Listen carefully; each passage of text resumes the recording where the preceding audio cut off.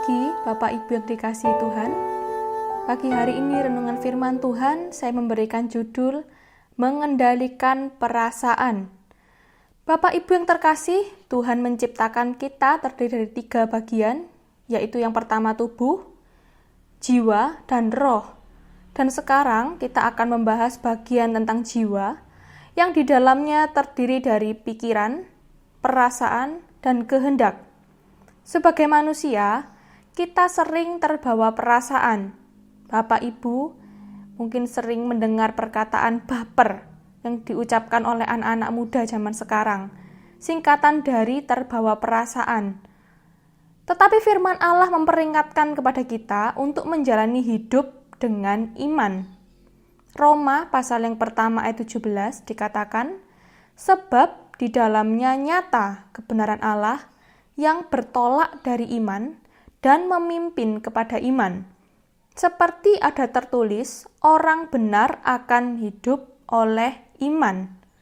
Perasaan yang tidak dapat dikendalikan atau labil, atau dengan kata lain, jika kita dikuasai oleh perasaan, maka hal itu akan berlanjut kepada tindakan dosa. Perasaan yang labil akan mendorong pada tindakan-tindakan negatif dan membahayakan seperti depresi, dan akan berlanjut pada masalah lainnya, seperti pencurian, pembunuhan, bahkan tidak sedikit orang yang bunuh diri. Lalu apakah salah kita memiliki perasaan? Jawabannya tentu tidak, karena Allah menciptakan kita lengkap dengan perasaan, karena Ia sendiri adalah Allah yang memiliki perasaan. Di dalam Alkitab disebutkan bahwa Yesus pernah bersedih, Ia juga pernah bersukacita, dan lain sebagainya. Jadi yang harus kita lakukan adalah mengendalikan perasaan dan bukan mengabaikannya. Lalu bagaimanakah caranya?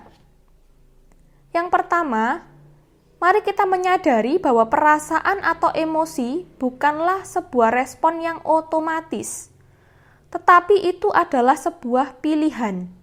Mari kita melihat contoh di dalam Alkitab, kisah mengenai Kain dan Habel. Kejadian pasal yang keempat, ayat yang ketiga, saya bacakan. Setelah beberapa waktu lamanya, maka Kain mempersembahkan sebagian dari hasil tanah itu kepada Tuhan sebagai korban persembahan. Habel juga mempersembahkan korban persembahan dari anak sulung kambing dombanya, yakni lemak-lemaknya. Maka Tuhan mengindahkan Habel dan korban persembahannya itu. Tetapi Kain dan korban persembahannya tidak diindahkannya. Lalu hati Kain menjadi sangat panas dan mukanya muram. Firman Tuhan kepada Kain, "Mengapa hatimu panas dan mukamu muram? Apakah mukamu tidak akan berseri jika engkau berbuat baik? Tetapi jika engkau tidak berbuat baik, dosa sudah mengintip di depan pintu. Ia sangat menggoda engkau, tetapi engkau harus berkuasa atasnya." Ayat yang ke-8, kata Kain kepada Habel adiknya, "Marilah kita pergi ke padang." Ketika mereka ada di padang, tiba-tiba Kain membunuh Habel adiknya itu lalu membunuh dia. Tuhan sudah memperingatkan Kain, Bapak Ibu, untuk mengendalikan perasaan marahnya.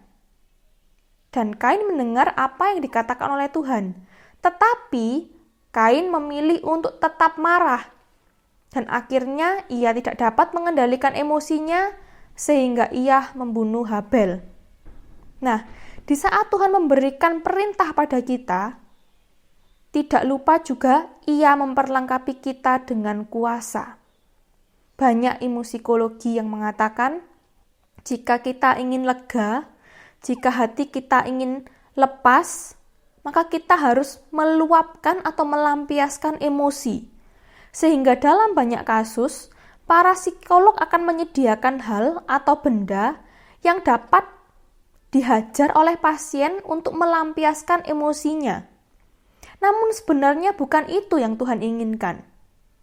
Tuhan berkata, kita harus mampu menguasai perasaan, sehingga jiwa kita pun akan menjadi tenang.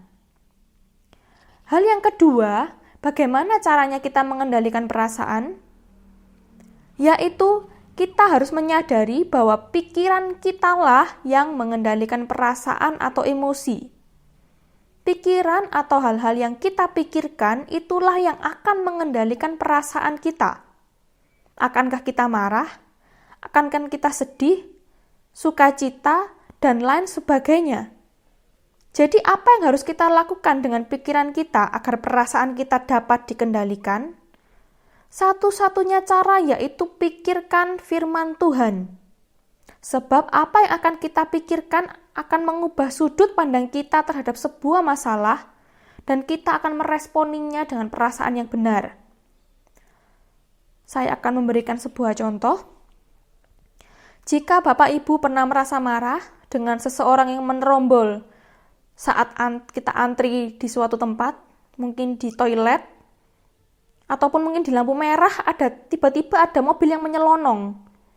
Nah, ketika kita akan marah, marilah kita coba untuk mengendalikan emosi dan kita mencoba merenungkan apa perkataan Tuhan.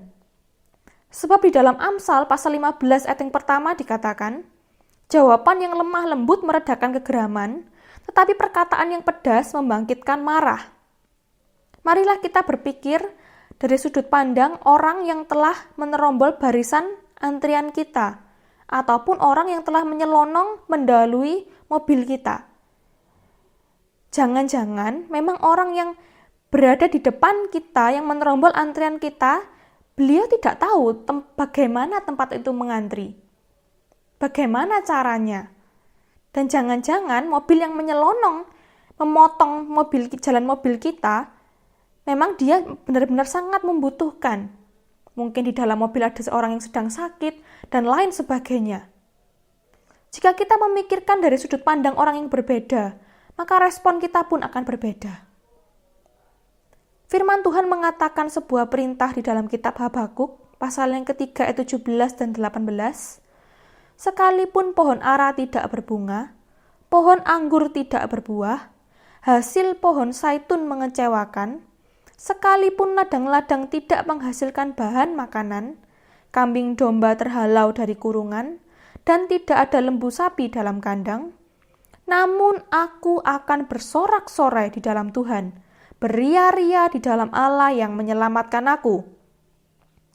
Jika kita terus merenungkan firman Tuhan ini, maka kita akan mampu untuk bergembira. Sebab perasaan kita sebenarnya tidak ditentukan oleh keadaan di luar kita, bahkan oleh orang lain. Sebaliknya, jika pikiran kita sendiri sering kita isi dengan hal-hal negatif, entah itu berasal dari perkataan orang, berita-berita yang ada, grup-grup WhatsApp, dan sebagainya, maka dapat dipastikan saat masalah datang, apalagi masalah yang besar dan datangnya tiba-tiba, kita akan seperti orang yang hilang kendali. Kesimpulan renungan firman Tuhan pada pagi hari ini, jika Bapak Ibu, jika kita semua ingin hidup bahagia dan terhindar dari masalah yang lebih besar, belajarlah mengendalikan perasaan, terutama dengan cara mengisi pikiran kita dengan firman Tuhan.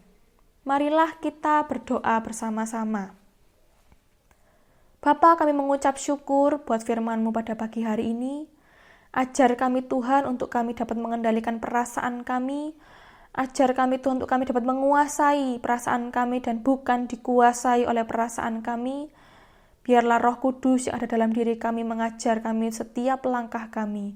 Kami mengucap syukur Tuhan dan biarlah keberadaan kami selalu menjadi berkat dimanapun kami berada, sehingga nama Tuhan dipermuliakan. Terima kasih Tuhan, di dalam nama Tuhan Yesus, kami sudah berdoa dan mengucap syukur. Haleluya. Amin. Engkau Tuhan, Allah Maha Tahu, betapa dahsyatnya kuasa